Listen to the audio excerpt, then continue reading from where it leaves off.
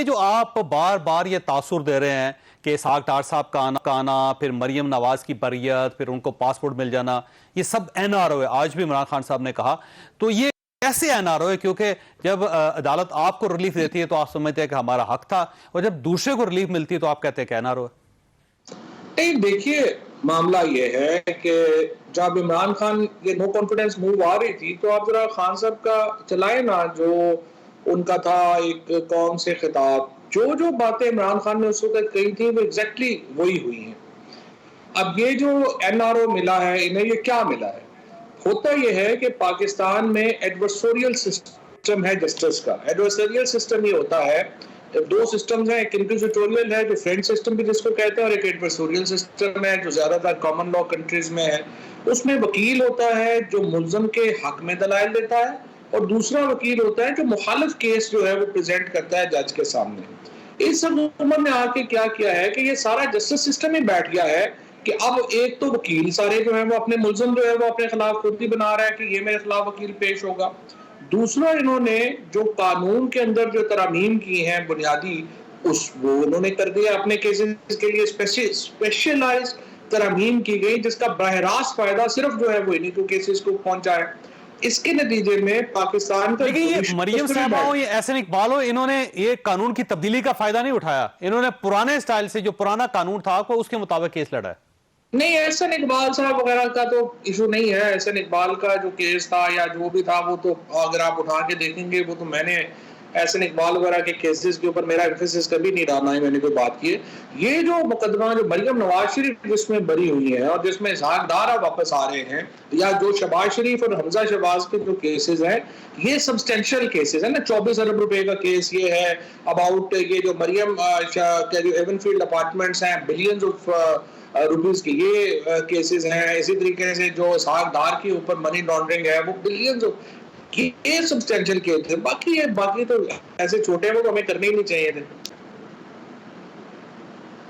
تو آپ کا خیال یہ ہے کہ یہ کیس مینوپلیٹ ہو گئے ہیں، اور جیسے عمران خان صاحب نے کہا کچھ طاقتور حلقے ہیں جنہوں نے سپورٹ کی، جنہوں نے ایک ایشورنس دی اسحاق ڈار صاحب کو، اور پھر وہ واپس آئے پاکستان میں؟ اسحاق ڈار صاحب کو جتنے لوگ قریب سے جانتے ہیں، اور آپ بھی ان لوگوں میں ہیں جو انہیں قریب سے جانتے ہیں، بڑے سے جانتے ہیں، وہ واپس نہیں آتے بغیر ایشورنس کے یا بغیر کسی ڈیل کے، جس قسم کے ان کا ماضی رہا ہے. تو ظاہر ہے کہ جس طرح سے وہ واپس آئے ہیں، جس طرح سے میڈیا میں یہ باتیں چل رہی ہیں کہ یہ جو پہلے جو کیسز بنے تھے وہ معاف کیے جانے ہیں تاکہ یہ لوگ واپس آئیں، اس سے عام آدمی میں بڑا غصہ ہے. عام آدمی کو بڑی شدید چڑ چڑھ رہی ہے کہ کیا جسٹس سسٹم ہے، کیا مذاق بن گیا ہے.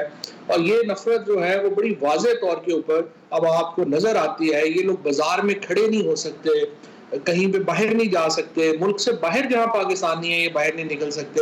سو جو اس وقت تقسیم پیدا ہوئی ہے اس کا بہت بڑا سبب ہمارے ہاں یہ ناانصافی ہے جو انصاف کے نام پہ ہو رہی ہے. اچھا، ویسے یہ فرمائیے گا کہ آپ کا خیال یہ ہے کہ اسٹیبلشمنٹ جو پہلے آپ کو سپورٹ کرتی تھی اب آپ کے پیچھے سے ہٹ کے اس سائڈ پہ چلی گئی؟ اسٹیبلشمنٹ کا پاکستان میں 51 سے یہی رول ہے. وہ کچھ جو ہے وہ کھڑا کر ہوتے ہیں، بات ہوتی ہے، پھر ان کے وہ پاور سٹرکچر میں ان کی خواہشیں پوری نہیں ہوتی، وہ بدل جاتے ہیں، وہ دوسری طرف چلے جاتے ہیں. یہ پاکستان میں ایک مسلسل عمل چل رہا ہے، اور انفارچونیٹ اس میں بدقسمت بات تو یہی ہے کہ پاکستان کے اندر سیاسی جماعتوں جو ہے انہوں نے rule of the game set نہیں کیے.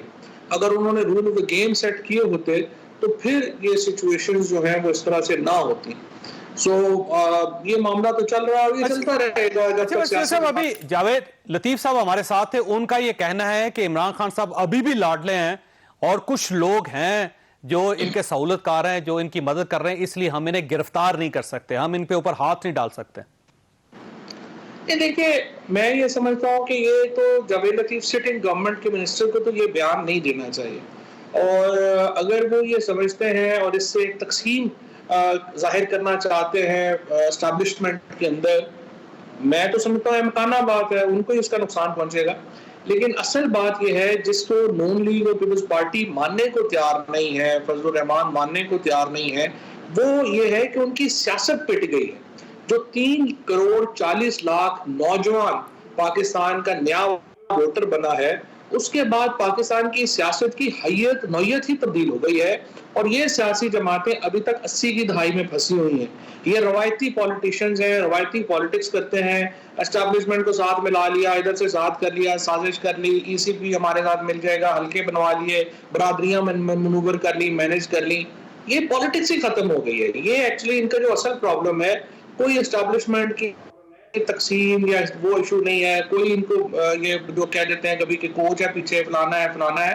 پرابلم صرف ان میں یہ ہے کہ یہ نئی سیاست کی نئی ریالٹیز کو نہ تو اینالائز کر پائے ہیں، نہ اس سے خود کو ہم آہنگ کر پائے ہیں، اور یہ ریجیکٹڈ ہے مکمل طور پر۔ اچھا سر، یہ فرمائیے گا، آج ویسے کورٹ کے اندر عمران خان صاحب نے رپورٹر سے بات کرتے ہوئے یہ کہا تھا کہ ہمارے کچھ رابطے ہیں، ہمارے کچھ مذاکرات چل رہے ہیں۔ کیا واقعی اسٹیبلشمنٹ کے ساتھ کچھ آپ کے مذاکرات ابھی چل رہے ہیں؟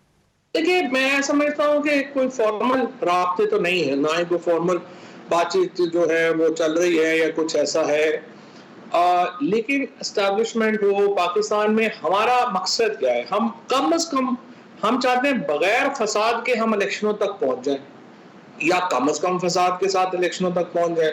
اب اس کے لیے جو پاکستان کی جو سیاست کے اندر جو قوتیں ہیں، ہم چاہتے ہیں کہ ان سے مل کے ایسی جو ہے وہ بات ہو جائے، اور پاکستان کو ہم اس اندھیرے کنویں سے نکال سکیں جس میں پاکستان کو دھکا دے دیا گیا ہے۔ اور اس کے لیے اگر ہم ایک انفارمل ہم بات چیت جو ہے وہ ہوتی رہتی ہے، وہ اسٹیبلشمنٹ سے بھی ہوتی ہے، اس میں اگر حکومت کو بھی ہم نے کہا ہے کہ اگر آپ تیار ہو الیکشن کرانے کے لیے تو ہم تو آپ سے اصل پاکستان کی کامیابی تو یہ ہوگی، سیاسی جماعتیں آپس میں بیٹھ کے رول آف دا گیم طے کریں، اور یہ سیاسی جماعتیں ہر وقت یہ نہ دیکھتی رہیں کہ آرمی چیف کیا کرے گا اور کیا کرے گا۔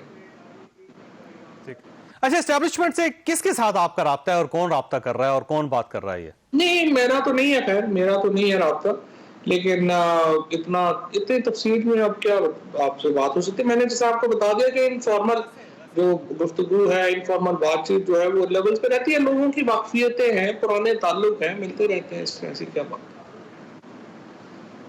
ٹھیک ہو۔ اچھا، ویسے یہ نون لیگ کا خیال ہے، یہ گورنمنٹ کا یہ خیال ہے کہ عمران خان صاحب صرف جو آرمی چیف ہے ان کی تعیناتی تک بہت زور لگائیں گے، اور جو ہی یہ مسئلہ نبٹ جائے گا تو اس کے بعد عمران خان صاحب خاموش ہو جائیں گے، وہ پھر اس کے بعد احتجاج نہیں کریں گے، ان کا صرف ایک ہی مقصد ہے۔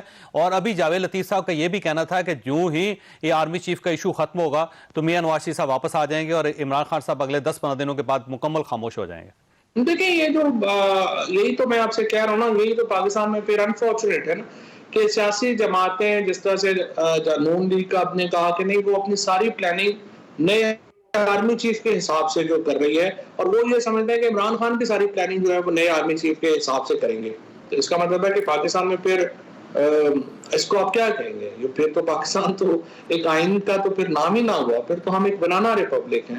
یہ انفارچونیٹ ہے، یہی تو بدقسمتی ہے پاکستان کی کہ ہمارے ہاں جو ایک رول آف دا گیم ہے وہ نہیں طے ہوا، اور لوگ قوت کو دیکھتے ہیں، مورل ہماری جو مورل اتھارٹیز ہیں وہ پیچھے رہ گئی ہیں۔